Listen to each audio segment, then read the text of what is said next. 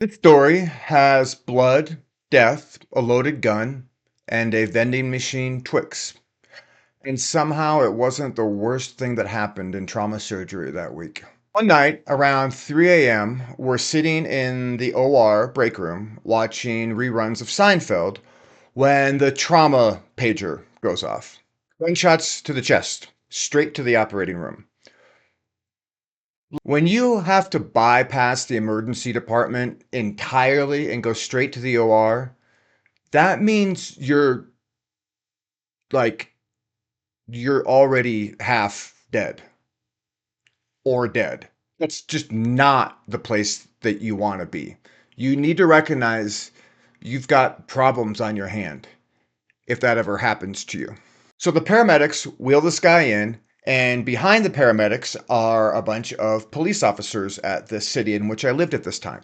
Paramedics are doing all their chest compressions, which look absolutely nothing like you see in the movies. So we start doing all of our trauma surgery stuff, and I put an IV in the guy's neck. EJ and the anesthesia resident decided, because this dude's probably dead, the anesthesia resident is going to let me try to intubate the guy.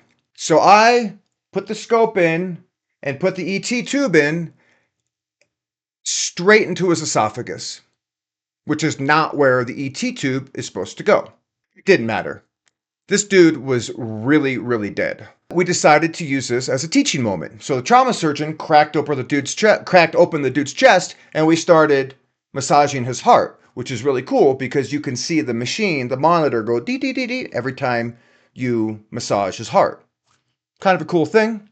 So all this stuff happens. We keep doing all of this operating room stuff, and there's nothing left for me to do really. So I start going and bagging up the dude's clothes. His jacket feels really heavy. So I reach into this dude's pocket of his jacket and I pull out a loaded gun. I just stood there staring at this loaded gun that the dude had on him when he came into the operating room. So I take the gun and I peek out the door and I was like, hey, officers, we kind of have a problem here. And one of the cops looks up and goes, oh, yeah, I guess we missed that. You sure as fuck did miss that. So I take the gun, I put it in a biohazard bag, and I hand it to the cops. Then we left. I went to the vending machine, I got a Twix, and we all went back into the break room and continued to watch Seinfeld reruns. Healthcare is a deeply abnormal profession.